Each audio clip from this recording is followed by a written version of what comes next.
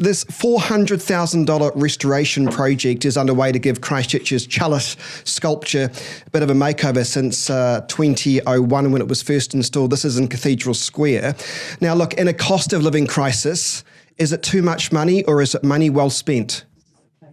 Look, I think it does seem like a lot, but on first glance. But when you look at the fact that it's restoration for the first time in 25 years, and also that there's additional and better, more contemporary lighting being added, I think that, I wouldn't want to see this much being spent on it every year, but if it's another 25 years to we need to spend that kind of money, I think it's good for us to have some good public art, and it's good to have something in the square restored and looking good.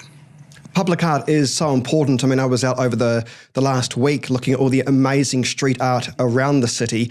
And, when I now see a blank wall, I think that needs a mural. Matt, to you, when did you first hear about this?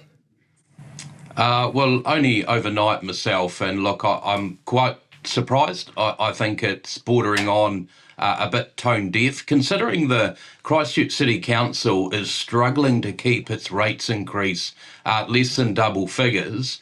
And I think most people will look at this and maybe on its own, and I understand Ruben's point, but they'll start to look at this like a lightning rod moment to say, well, if you're going to spend almost $500,000 on cleaning up this art sculpture, what else is going on within the budget, and what else has been spent on these nice-to-haves? Because really the councils do need to get back to basics, and people want to see their rates kept to an absolute minimum, as you point out, in a cost-of-living crisis. And the real concern from ratepayers, if they're going to fork out $500,000 for this, what else are they spending on that maybe shouldn't be spent at this point in time? Ruben, does this go to the heart of the issue that many councillors only found out about this when they saw it on my news website, and they were, well, many, not all, but many were shell-shocked? Yeah, look, I think there is an issue there with everybody. You need to know as a councillor what's going out the door as far as spend, and you need to be able to make those decisions, particularly in the context of setting rates levels going into the next year. So yeah, it's not great if people are only finding out about it when they read it in the paper, as opposed to when they've got an opportunity to be involved in the decision making. Matt, shouldn't there be a spending cap when a certain project is over a certain amount of money? Shouldn't that go to elected representatives first? In fact, I thought that was kind of how it was supposed to be already.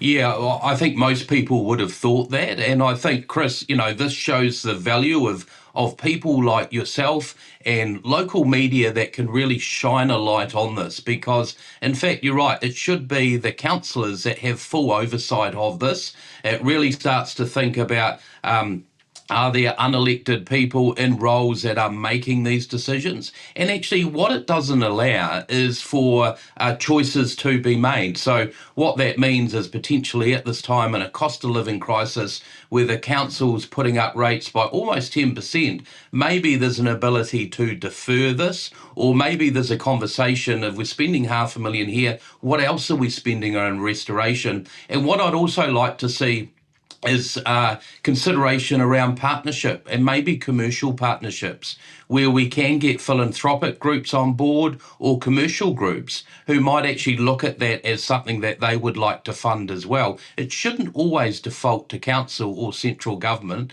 Community groups and business had a role to play, but what we've got here is decisions I think that may be made slightly outside of the councillors, and this is where you come into play by raising this. And as we've seen with Jamie Gough already out publicly saying he's not sure this is a good spend of money. Ruben, as first reported by ChrisLynchMedia.com, developer Richard Peebles, this is the man behind the amazing Riverside and Little High. He's accused the council staff of pushing an anti-car agenda. This is because it's no secret the council wants to get rid of cars and sort of pedestrianise all of the central city by the sounds of things. What do you say? Look, I don't think there's an anti-car agenda. I think it would be good to see some better and greater investment into public transport options across Christchurch. And as the MP for Christchurch East, I'd have to say that we feel particularly underserved by public transport in our part of the city currently. Yeah, what's the latest with that bus there where a person who has to walk a kilometre to get to a bus? Yeah, Stop. so this is in our Aranui community, and I've been working with Pam Williams, who's started the petition. Pam lives in Hampshire Street. It's a 1 kilometre walk to the bus stop, which means it's 1 kilometre back home afterwards for people who live in Aranui and in Hampshire Street. And that makes it really difficult for kids to get into town, young people to get to university or study out of there in the central city. It makes it really difficult for some of the older residents to get into hospital or into the city for support or services that they need. So it can be really isolating for a community to be effectively as cut off as the Aranui community have become from public transport. Statistically, we know that Aranui residents use public transport and have a public transport need higher than most other parts of the city. We can see that in statistics. And it's disappointing to see in Christchurch, which is a city that actually has some of the worst congestion from cars out of any of the cities in New Zealand, to see that central government, Matt's government, have chosen to cut the investment in public transport nationwide, but have also chosen to spend less in Christchurch on transport and transport projects than Christchurch contributes to the central government pot. So effectively, not only do we have some of the worst congestion, and not only do we lack the public transport that we should expect to have, we're actually paying for those very things to be further invested in and made better in other parts of the country. Okay, Matt, do you want to respond to that? You're shaking your head. Yeah, look, I'd refute that from Ruben. Look, Greater Christchurch and Christchurch specifically does not have a congestion problem, and especially comparative to other parts of New Zealand. And I think most ratepayers will see this for what it is.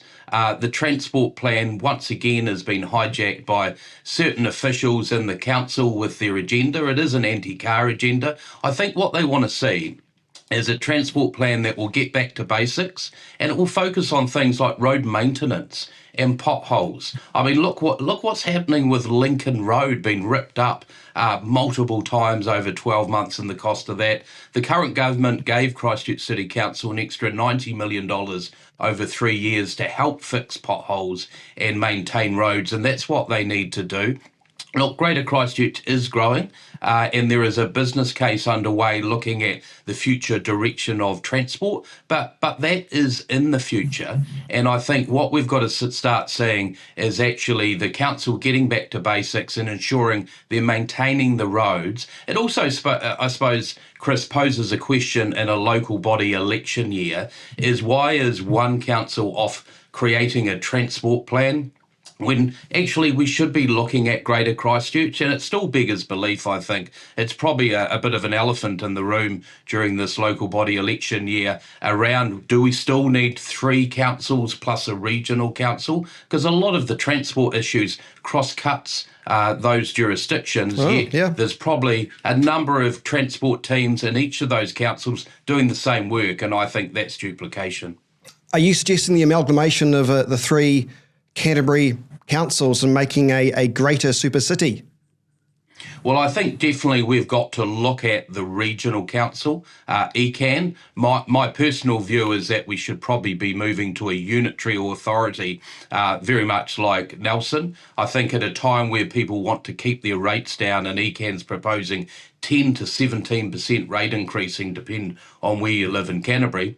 And I think it is time to look at the 3 councils, Christchurch, Waimakariri and Selwyn, and say, are we best served now by 3 different councils, or is there a way of doing something different?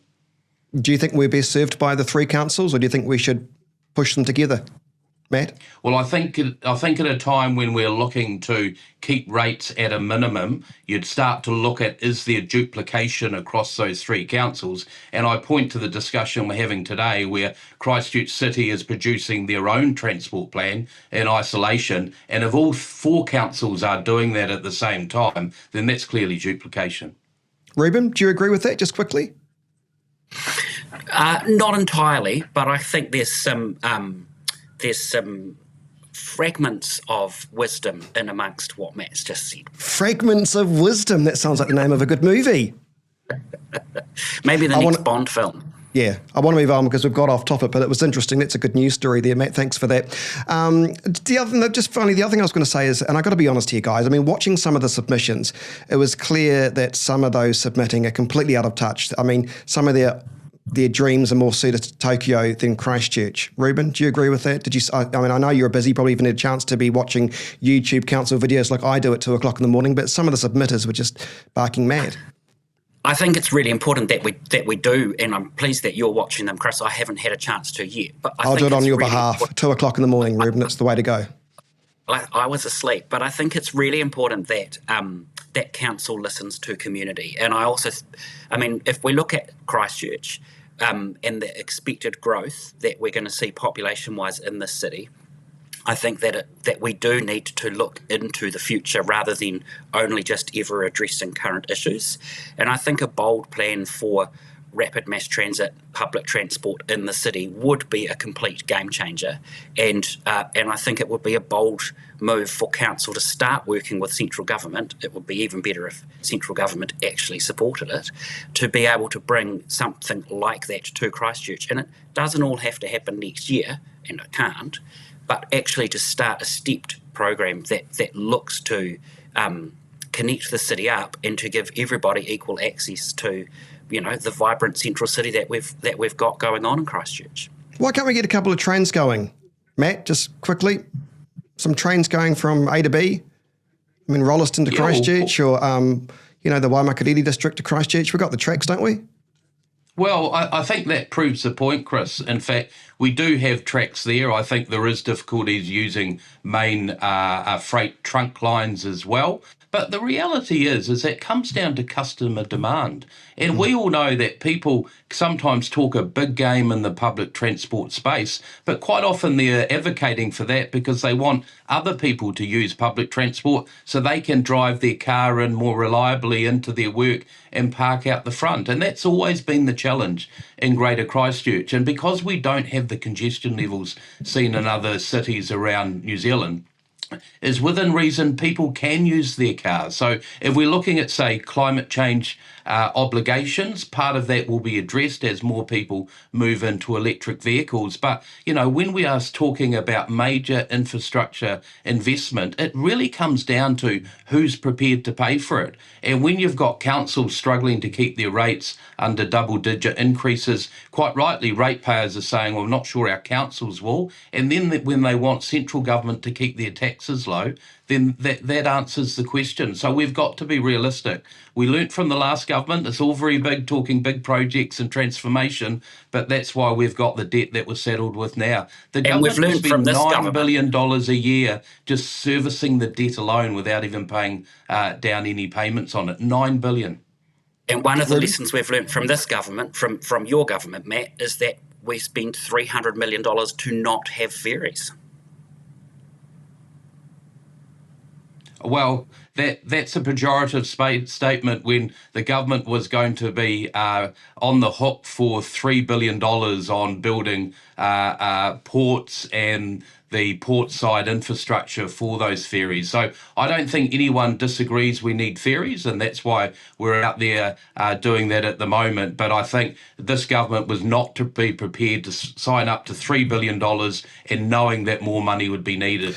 I want to talk about chlorine. Jani Johansson successfully pushed the council to include the removal, or at least ask for the removal of chlorine from Christchurch's water supply. This is, of course, in the government water bill, which doesn't really have much to do with the chlorine issue, frankly. However, it is important when residents see something about water, the first thing and the only thing they want to know is when's the chlorine coming out. Although not all councillors supported him, but it did pass. Ruben, just very briefly, what's your take on this?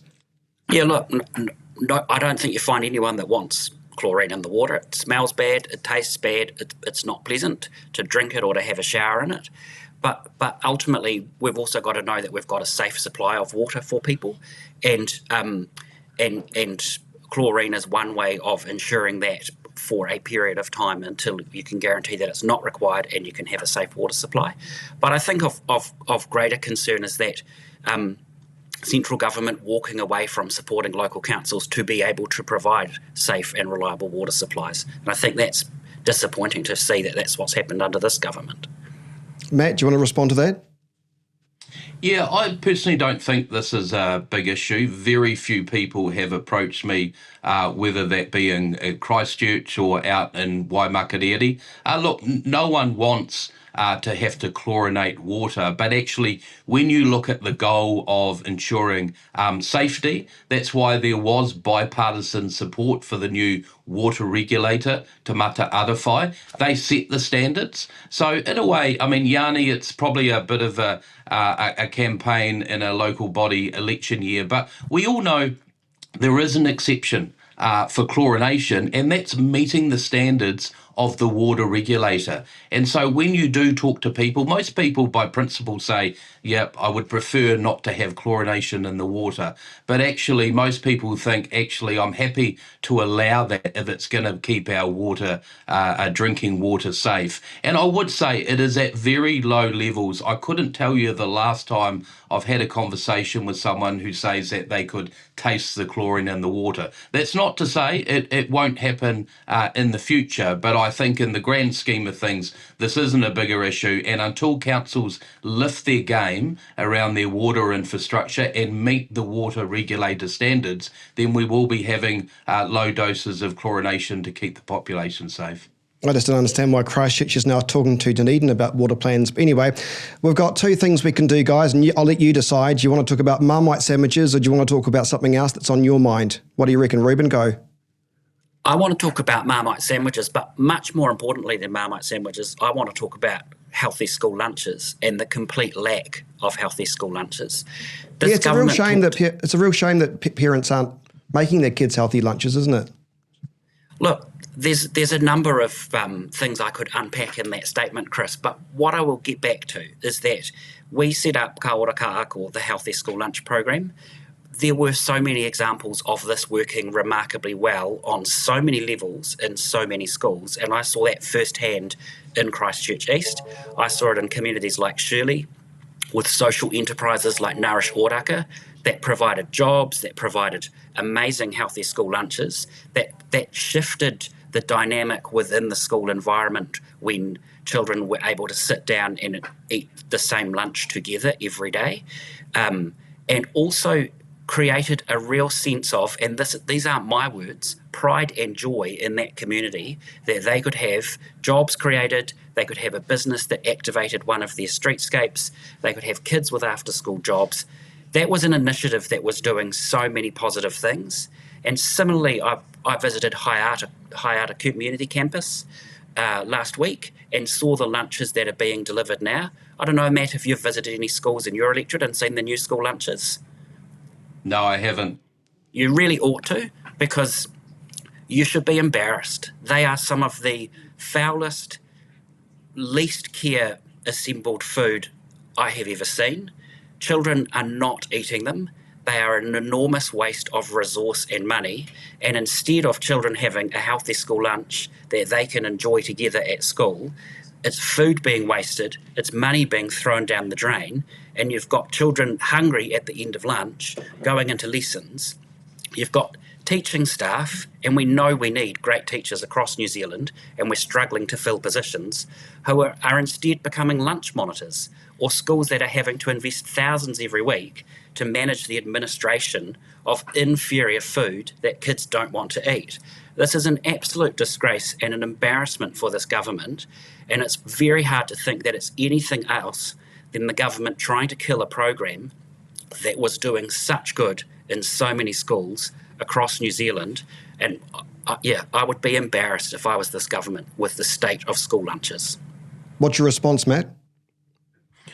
Oh, look, when I hear Ruben speak, it reminds me of that saying, the problem with socialism is you eventually run out of other people's money. And I think it's quite rich of Ruben to say that this government is trying to stop the school lunch program. In fact, we all know there was no funding from the previous government. There was a fiscal cliff left with this program. And what that means, there was no ongoing funding.